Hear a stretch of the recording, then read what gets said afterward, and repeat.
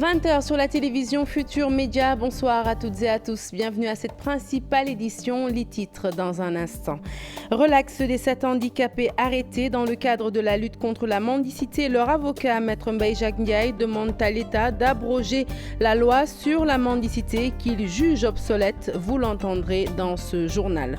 Suspension d'Ousmane Sonko de la fonction publique. Son parti PASTEF ainsi que le syndicat autonome des impôts et domaines se prononcent. Les deux entités jugent cette décision illégitime et purement politique. Le secrétaire général du parti PASTEF, les Patriotes, affirme qu'Ousmane Sonko ne va pas se plier à cette mesure de suspension. Journée morte à la faculté des sciences de l'UCAD. Les étudiants déplorent les conditions d'études au niveau des chapiteaux. Ils estiment que l'infrastructure n'est pas appropriée pour les protéger de la chaleur accablante qui sévit ces derniers jours à Dakar. L'hivernage fait des dégâts à Sédhiou, conséquence des centaines de personnes contraints à se réfugier en Guinée-Bissau. Parmi ces déplacés, de nombreuses femmes qui ont dû abandonner leur rizière. En visite sur les lieux, le secrétaire exécutif national pour la sécurité alimentaire plaide en faveur de la mise en place du PUDC. Dossier du jour sur la probable retraite de Yekini. L'ancien roi des arènes qui comptabilise 2 défaites, doit-il tirer sa révérence? Élément de réponse avec d'anciennes gloires de la lutte avant la fin de cette édition. Et puis l'invité du 20h est le professeur Maria Maka Sissé, médecin des hôpitaux. Elle est interrogée par Mamadou Ibrakan, une interview que vous pourrez suivre tout de suite après ce journal. Voilà pour les titres, le développement, c'est tout de suite.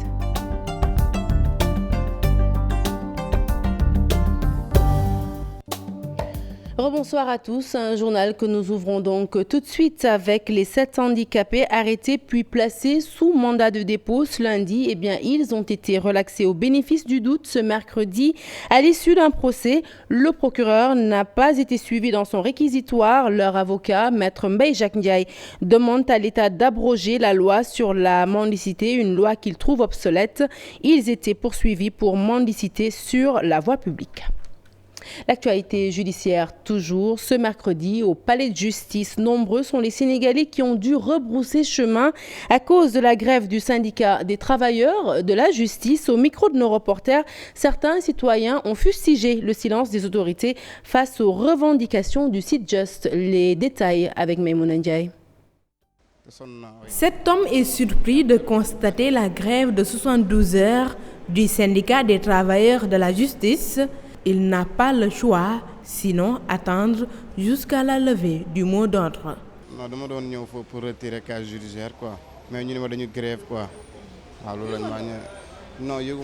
Je suis venu récupérer un casier judiciaire. À ma grande surprise, j'ai appris la grève de 3 jours du Sudjust. C'est très urgent. D'ailleurs, je l'avais déposé pour un ami qui doit partir en Espagne. C'est dur cette situation et ce sont les usagers qui subissent les conséquences. C'est vraiment dommage. Ce responsable de famille aussi a les mêmes inquiétudes. Je ne savais pas. C'est dommage, mais c'est normal. Il faut qu'ils revendiquent leurs droits. Ça, c'est normal. Si au Sénégal, rien ne va. Ce retraité, lui, n'arrive toujours pas à comprendre ces grèves répétées sans solution. C'est la population qui encaisse tout. Là, je suis là, j'ai perdu mon billet avec ma soeur et je dois retourner sans pour autant que mon problème soit réglé. Vous allez où? Aux Parcelles Assainies. Et Dieu sait que c'est un problème très urgent.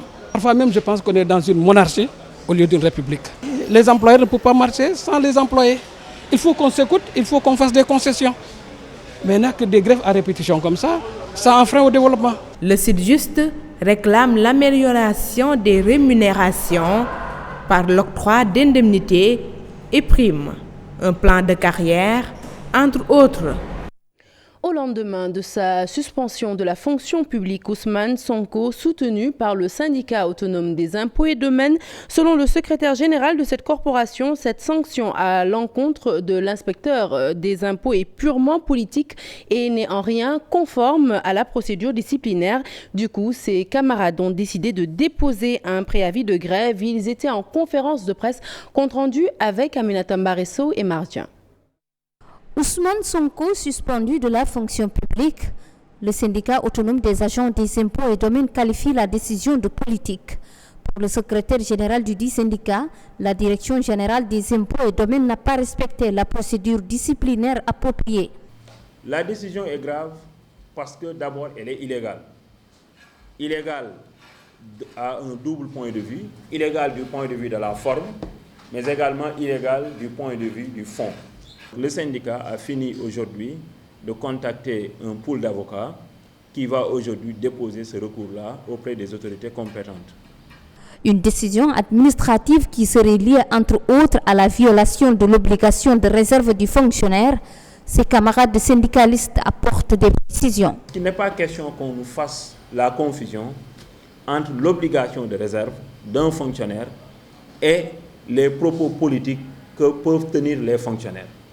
M. Ousmane Sonko est un fonctionnaire, il est soumis à une obligation de réserve dans le cadre des informations dont il aurait eu connaissance dans l'exercice de ses missions. Il n'a pas été établi ni démontré que les propos qu'il a tenus, il ait connaissance de ses propos à partir de sa position de travail. Elimane Pouye et ses camarades s'engagent ainsi à mener la bataille.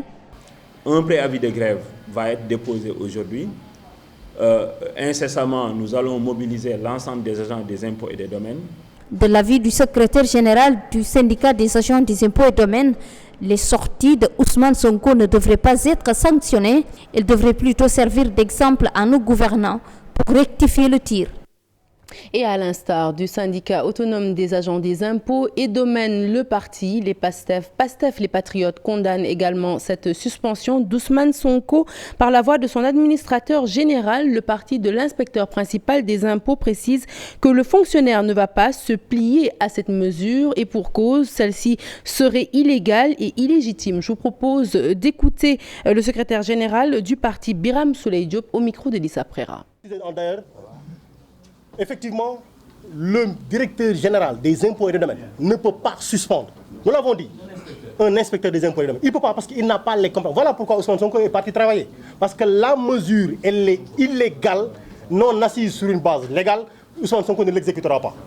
Direction l'université de Dakar à présent, avec une chaleur qui règne en maître, difficile pour les étudiants de l'UCAD de suivre les cours au niveau des chapiteaux. Ils viennent de décréter journée morte à la faculté de sciences et donnent 24 heures aux autorités pour trouver une solution à cette situation. Fatidien Modou Diop. Abdoulaye Niang et ses camarades ont déserté les amphis ce matin. Pas de cours, pas de travaux pratiques, encore moins de travaux dirigés. À l'origine de ce mouvement d'humeur à la faculté des sciences, ce chapiteau. Chaque jour, les étudiants tombent dans les chapiteaux parce qu'il fait excessivement chaud. Hier nuit, on était entre Dantec et Hôpital Fann jusqu'à 22h, 23h, parce qu'il y avait des étudiants qui étaient sévenus. Donc, sur ce, en tant que représentant d'étudiants, on a jugé nécessaire aujourd'hui d'observer une journée morte pour alerter l'autorité de réagir face à cette situation, face à ces conditions inhumaines que les étudiants vivent dans ces chapiteaux. Le paiement des bourses, un autre problème soulevé. Certains d'entre eux ont fait des pieds et des mains sans succès. Il y a le problème de paiement des bourses. Il y a des étudiants qui étaient en Master 1 et sont passés régulièrement inscrits en Master 2 et devraient avoir une augmentation de taux de 60 000 francs. Le directeur a refusé de les payer. Il y a des étudiants de L1 qui, jusqu'à maintenant, n'ont pas encore payé sur les bourses sociales, ni les aides. Il y a aussi des étudiants qui avaient perdu leur bourse lorsqu'ils faisaient L1, L2, L3. Et d'après les tests, ils disent que tout étudiant qui a perdu sa bourse peut le recouvrer en Master 2, s'il ne dépasse pas 5 d'inscription. Fatigués d'attendre, les étudiants de la faculté des sciences comptent aller jusqu'au bout de leur combat. Ils donnent même aux autorités un délai de 24 heures. Parlons de l'hivernage à présent qui fait des dégâts à Sédhiou. La route Tanaf en Guinée-Bissau est coupée en deux, entraînant la formation de ravins. Résultat, ce sont des centaines de personnes qui ne peuvent plus se déplacer vers le Sénégal. Les habitants de ces villages ont dû se réfugier en Guinée-Bissau, abandonnant du coup leurs champs. Une situation qui a créé l'ensablement des rizières que les femmes ne peuvent plus exploiter. En visite sur les lieux, Mohamed Ali Sega Kamara, secrétaire exécutif national pour la sécurité alimentaire, souhaite plus de célérité dans les interventions du PUDC. Bakary Kontou. La route Tanaf, Bissassou Doumo et Bissassou Santo, Tankanto, Madiga Samaya, Dafia, entre autres, Djidadi Djambankunda, en Guinée-Bissau est coupée en deux suite aux fortes pluies. Partout des ravins, les populations ne savent plus à quel sein se vouer. Non, l'état de la route n'est pas praticable. La route n'est pas bonne. Là aussi, je suis en panne, en cours de route. Je suis obligé d'aller jusqu'à Tara pour aller prendre un mécanicien pour aller me dépanner ici, en cours de route. Ça, c'est le premier pluie. On n'a même pas le premier pluie. Donc, si ça dépasse, ça sera. On va prendre une pirogue pour traverser. Aujourd'hui, on prend les charrettes, les Jakarta, pour amener les femmes enceintes, les femmes qui sont en état de grossesse, à traverser, amener jusqu'à Simbandi ou bien à Tanaf. Interpellé par les populations, Mohamed Ali Ségué Camara a effectué une visite dans la zone accompagné de techniciens. Aujourd'hui, ces villages n'achètent qu'un territoire bissau-guinéen. Aujourd'hui, ces villages ne se soignent qu'un territoire bissau-guinéen. Aujourd'hui, ces villages, pour rallier la partie sénégalaise, vraiment, ont du mal à le faire. Et surtout quand il pleut, le ravinement s'accentue. Ces rizières ne peuvent pas produire du riz cette année à cause de l'ensablement. Il est temps que le PUDC réalise cette route dans les plus brefs délais. Le gouvernement du Sénégal, à travers le PUDC ou autres solutions, envisage immédiatement de réparer cette route-là et donc de bien la faire pour que nos compatriotes sénégalais qui sont dans ces 20 villages soient connectés à nouveau. En attendant cette réalisation, les 20 villages du Sénégal vont continuer de se ravitailler en Guinée-Bissau et de se soigner dans ce même pays.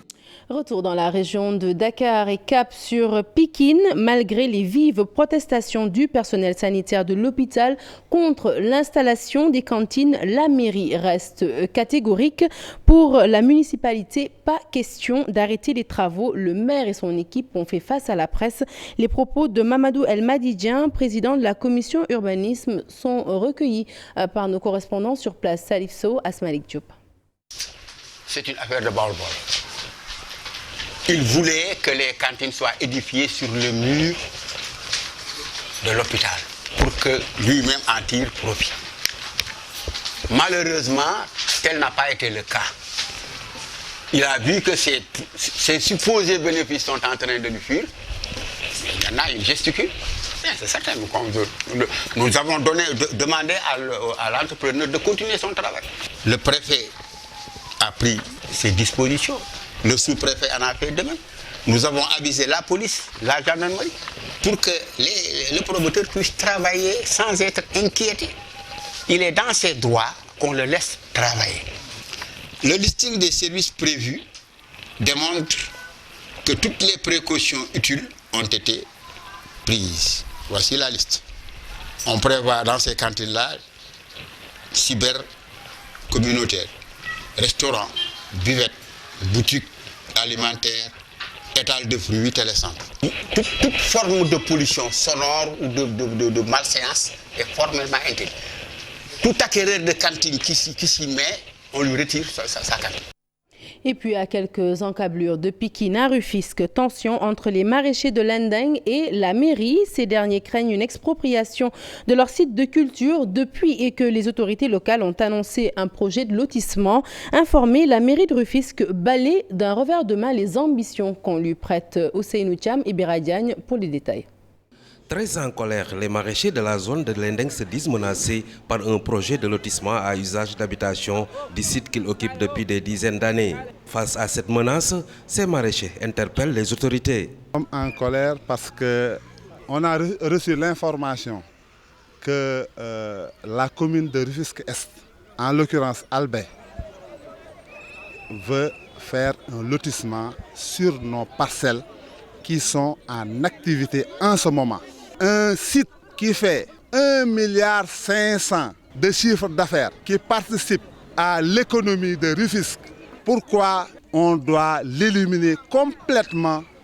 Du côté de la mairie de Rufisque-Est, on dégage toute tentative d'expropriation de ces maraîchers. On est en train de faire l'état des lieux au niveau du périmètre communal de la commune de Rufisque-Est. On a constaté effectivement qu'il y a beaucoup de lotissements fictifs.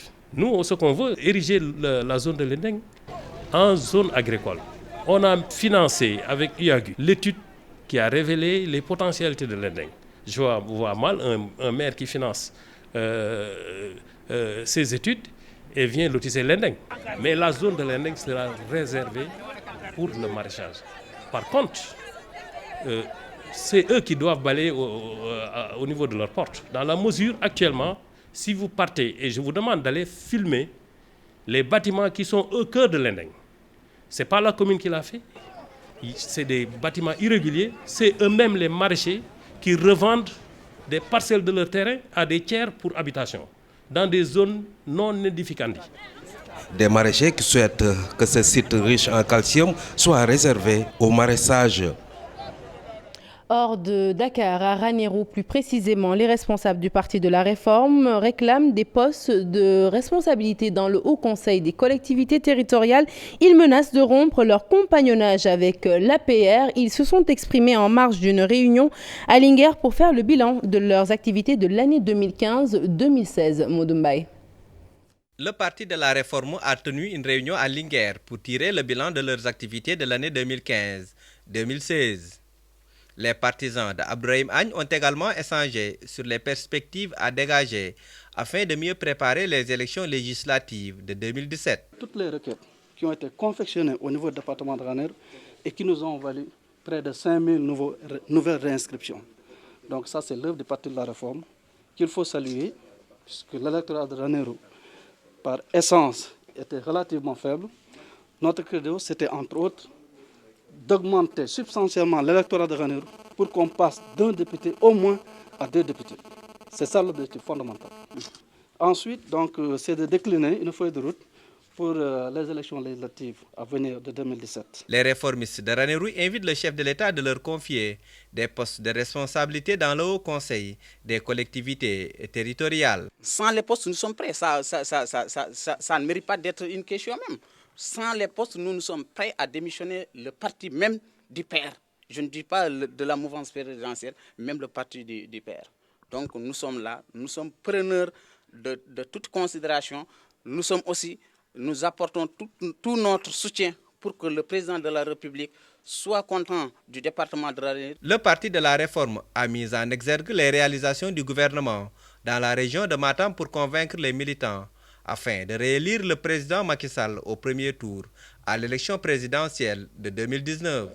Sitôt annoncé, sitôt fait. Les populations de Guet-Ndar, Santhiaba ou encore Gokhoumbach ont touché par l'avancée de la mer ont reçu une délégation gouvernementale. Le ministre de l'Environnement à la tête de cette délégation promet des solutions rapides telles que le dragage du fleuve ou encore l'ensablement des plages pour bloquer la furie des eaux. Au nom du chef de l'État, les autorités ont remis également d'importants lots en denrées alimentaires aux sinistrés. Ousseynou Diop et Habib Seck. Suite aux nombreux dégâts occasionnés par la mer ces derniers jours, l'État du Sénégal a envoyé une importante délégation à Saint-Louis, comme l'avait annoncé le président de la République lors du dernier Conseil des ministres décentralisé. Sur place, la délégation gouvernementale a trouvé des familles désespérées. Il faut qu'on leur donne d'autres terrains pour pouvoir abriter les maisons à l'intérieur même de la ville, précisément au niveau de Sor. À Guet-Ndar, la situation est plus que catastrophique. L'école Cheikhou Touré, construite en 1947, est menacée. Le directeur de l'école tire sur la sonnette d'alarme. Maintenant, il revient à l'État de voir sur toute la langue de Barbarie, donc de Gokhoumbach à Hydrobase, pourquoi pas ne pas déclencher le plan Orsec. Depuis l'événement, le gouvernement ne cesse d'apporter assistance aux familles sinistrées. Sur instruction du chef de l'État, la mission a visité tous les sites frappés par l'avancée de la mer. Mais pour les solutions d'urgence, l'État du Sénégal préconise 3 étapes importantes pour sauver la langue de Barbarie. Dans le moyen et long terme, mettre en place d'autres mesures, par exemple mettre à jour les études et continuer les études, et voir quelles sont les solutions sur le plan technique. Après Guet-Ndar Gokhoumbach, cap sur les logements sociaux de Ngalel. Ici, la mairie a relogé 48 familles sur 108 maisons disponibles. La délégation générale à la protection sociale et à la solidarité nationale est venue aussi aider les sinistrés de Guet-Ndar et Santhiaba. Elle a remis des dons aux familles et des enveloppes. Est évalué à 6 tonnes 800 de riz, 700 kg de sucre, avec 136 draps, 136 matelas, 68 nattes, 68 couvertures, En termes de mois, peut-être on ne va pas dépasser les 3 mois. Je souhaite vivement que ces mesures-là, en tout cas techniques, connaissent un début de réalisation. Le gouvernement veut sauver la langue de Barbarie qui, depuis quelques mois, a subi d'importants dégâts. Des familles entières ont quitté leur maison. La SONES a aussi apporté son soutien aux familles touchées par le phénomène de l'avancée de la mer. Reste à savoir à quand le démarrage effectif de l'opération de sauvetage des quartiers de Gendar, Gohumbach et Santhiaba. Coup de projecteur à présent sur la rue Sanguinieri à la rencontre des vendeuses de fruits dans ce marché très fréquenté du centre-ville de Dakar. Eh bien, les vendeuses nous racontent leur quotidien entre les rafles dont elles font souvent l'objet et les marchandises qui peuvent être saisies. Ces vendeuses s'en sortent, mais avec beaucoup de risques. Toutefois, elles avouent mettre les bouchées doubles avec l'arrivée de l'hivernage qui est un sérieux frein à leur activité. Fatou Kinedem les a rencontrés. Reportage. Maguette Fofana, Maguette Ba, 2 dames, une même activité, la vente de fruits, un travail qu'elle exerce depuis 40 ans au marché Sanguinieri. Cela fait 45 ans que je vends des fruits ici, des raisins, des pommes, des oranges et des mandarines. Je suis là depuis 30 ans, ma mère vendait des fruits. Diverses variétés, elle nous présente. Ces pommes sont sans sucre. Elles sont recommandées pour les diabétiques. Les autres sont très sucrées. Elles y trouvent leur compte. Ces fruits, elles les achètent chez les grossistes d'à côté pour les revendre en gros également. Nous achetons en gros pour ensuite les revendre. Le plateau coûte 3250. Il contient au moins 30 pommes. Nos clientes peuvent revendre en détail une pomme à 150 ou 200 francs. Chacun y gagne. Les voici, leurs clientes. Elles se plaignent des difficultés rencontrées. On nous chasse souvent ici, mais nous n'avons pas le choix. On est obligé de venir ici. Le plus dur reste à venir. Moi, j'habite à Rufisque. Une fois arrivé là-bas, c'est la galère. Mes bagages sont souvent saisis. Pour ce qui est de la conservation, des moyens existent. À la descente, le reste des fruits, nous le confions aux boutiquiers qui sont là. C'est gratuit, mais parfois c'est payant. 200 francs pour la caisse. L'hivernage s'installe petit à petit. Ces vendeuses se soucient des pluies qui pourraient freiner leur activité. Fatou Kinedem, merci. Parlons culture à présent avec l'ouverture de la 3e édition du Open Door, un événement pour la promotion des jeunes artistes qui s'activent dans le mouvement hip-hop. Innovation cette année, le soutien aux artistes n'ayant jusqu'ici pas réussi à produire un single. Aïssa Toupaï. Le milieu du hip-hop se retrouve encore pour le Open Door. Un concept, un objectif bien défini. Promouvoir de jeunes talents issus de la banlieue dakaroise. Début difficile, mais pour cette 3e édition qui se tient dans quelques jours, les organisateurs affichent une satisfaction totale. Le fondement même du projet, c'était ça. Faire de sorte que l'image se renouvelle, c'est-à-dire que la scène hip-hop se renouvelle. Parce qu'on avait l'habitude depuis une quinzaine d'années de voir les mêmes têtes. Aujourd'hui, on voit qu'à travers des initiatives, pas que Open Doors, mais il y en a d'autres, les artistes qui sont au fin fond de leur trou en train de creuser, ils parviennent à voir la lumière. Le travail de jeunes talents valorisé le temps d'un Open Door, mais cette année, une innovation à la révélation hip-hop. En fait, on a été sollicité par les artistes qui travaillent avec nous ou bien qui n'ont rien produit, qui sont dans l'underground et qui voulaient participer à la fête. Donc, on a ajouté à la sélection des artistes qui participaient aux critères de Open Doors, une rubrique révélation qui va permettre aux artistes qui n'ont pas de produit officiel d'avoir leur chance au grand air. Donc, même une compilation des titres de jeunes chanteurs est au menu de l'événement. Dans le contrat, on va essayer de le faire, même si c'est pas pour faire du CD matériel, mais marquer le coup avec une compilation qui sera peut-être téléchargeable sur Internet. Comme ça, tout le monde va avoir accès à ce qui s'est fait durant cet événement. Entièrement, on galère. Mais, en retour, on a la satisfaction d'avoir porté une pierre à l'édification du hip-hop sénégalais. Rendez-vous est donné au Grand Théâtre pour la promotion de jeunes talents de la banlieue et d'ailleurs. L'actualité internationale nous mène au Nigeria, en République démocratique du Congo, en Libye, mais aussi au Mali, où les forces spéciales ont capturé un haut commandant du groupe djihadiste Ansar Dine, responsable de plusieurs attaques dans le centre du pays. Le récit de cette actualité hors de chez nous est signé Daniel Diofa. Selon un porte-parole de l'armée, Mahmoud Bari, également connu sous le nom d'Abou Yehia, a été arrêté par les forces de sécurité maliennes entre Nampala et Dogofri, à proximité d'une base militaire du gouvernement, attaquée la semaine dernière. Le groupe islamiste a revendiqué la responsabilité de cette attaque ce mardi, attaque qui a fait 17 morts et 35 blessés parmi les soldats. Ansar Dine est affilié à Al-Qaïda au Maghreb islamique. En Libye, les corps de 87 migrants noyés ont été retrouvés sur une plage de Sabrata, une ville côtière dans l'ouest du pays. Un porte-parole du conseil municipal de la ville a confirmé le chiffre auprès de l'AFP, indiquant qu'une équipe de bénévoles a récupéré les corps. Dimanche, 41 corps avaient déjà été récupérés par des bénévoles qui ont transféré les dépouilles au centre de médecine légale pour des prélèvements d'ADN avant d'être inhumés, a affirmé la même source. Retour triomphal de l'opposant congolais Étienne Tshisekedi après 2 années d'absence de son pays natal. Le leader de l'Union pour la démocratie et le progrès social rentré dans l'après-midi de ce mercredi. Ses souteneurs se sont réunis le long des rues menant à l'aéroport de Kinshasa pour l'accueillir. Accompagné de son épouse, le chef de l'UDPS est accueilli au pied de l'avion par des responsables de l'opposition, en présence du chef de la police de Kinshasa et des agents de la mission de l'ONU en République démocratique du Congo.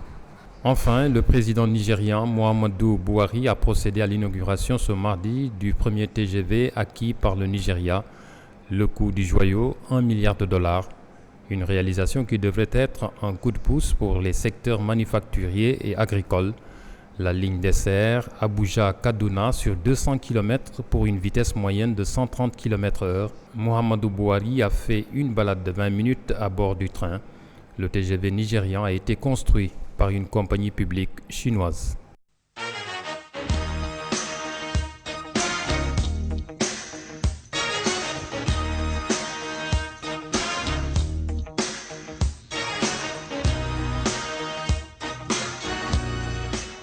Bienvenue dans la page des sports, alors au menu du basket et de la lutte, mais d'abord du basket. Dernier match de préparation des Lions du Sénégal à Dakar, c'était face aux garçons d'Eliman Basket Academy des Parcelles Assainies. Une victoire 64-53 des protégés du sélectionneur Moustapha Gueye qui se disent prêtes pour le haut niveau. Reportage Chersali Diarra, Younous Diatta et Hadia Tala.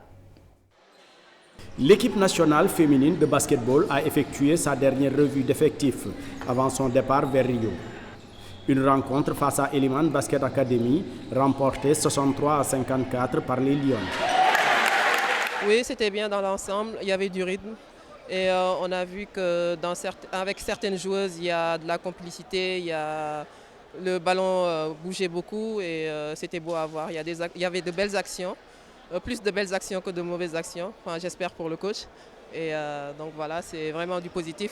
En tout cas, vu du banc, il y avait du beau jeu. Des Lions satisfaites de l'opposition proposée par les garçons. Comme opposition, c'est bien d'avoir des garçons parce que voilà, ils sont plus physiques que les filles. Donc les contenir et gagner contre eux, c'est positif. C'est vrai qu'on n'a pas eu les matchs qu'on voulait à l'extérieur contre les équipes européennes. Mais de ce qu'on a vu avec les joueuses cadres, il y a du mieux depuis le début, avec le retour de Bintou aussi. On voit que voilà, il y a du professionnalisme, quoi. Enfin, on revoit du basket de haut niveau. À quelques jours des Jeux Olympiques, on touche du bois également dans la tanière. Tout marche comme nous le voulons dans ce groupe de Lions. Il n'y a juste que de petits bobos.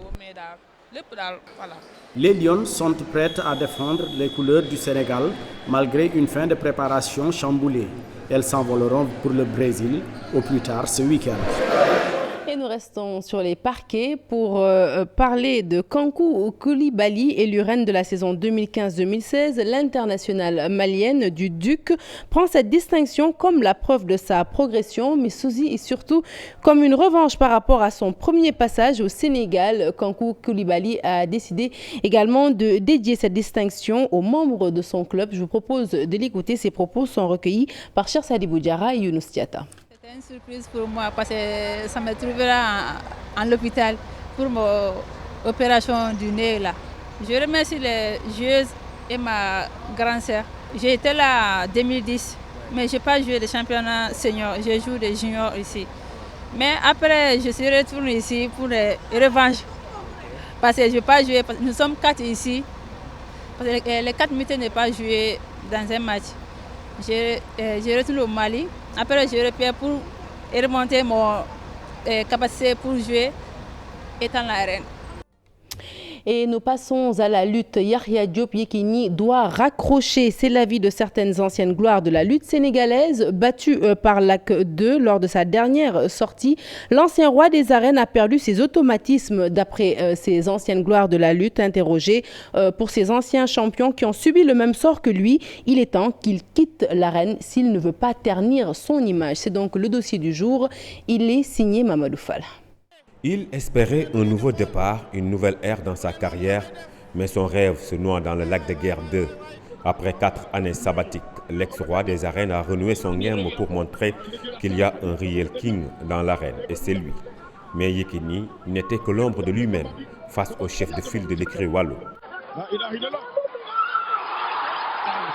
42 ans, 48 mois d'absence dans l'enceinte de l'arène font perdre nécessairement tous les automatismes. Yekini est resté 4 ans sans lutter. Il faut noter qu'il y a une différence entre l'arène et les séances d'entraînement.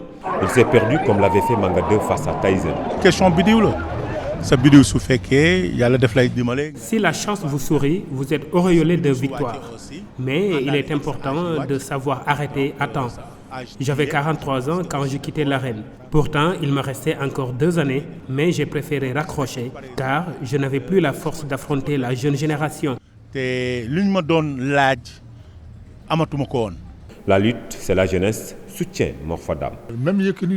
J'ai battu Yekini, mais les arbitres en avaient décidé autrement. C'est là que j'ai préféré quitter l'arène parce que la lutte appartient à la jeunesse. Pour Doubalès, Yahya Diop doit raccrocher. Si c'était moi, je quitterais l'arène. Moi, j'étais comme lui, mais j'ai quitté l'arène sans avertir personne parce que j'ai perdu mon combat contre Feu Touba Boudior et après cela, j'ai su que je n'avais plus la force et je ne voulais pas causer de la peine à ma famille.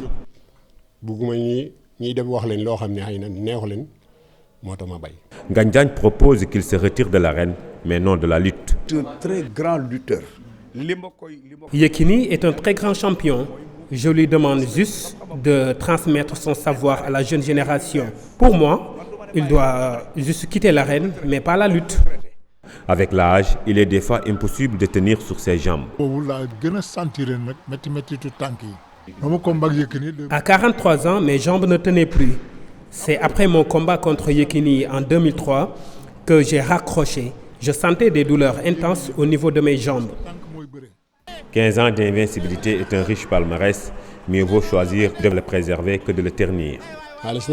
C'est bien d'avoir de l'argent, mais préserver sa santé est mieux. Moi,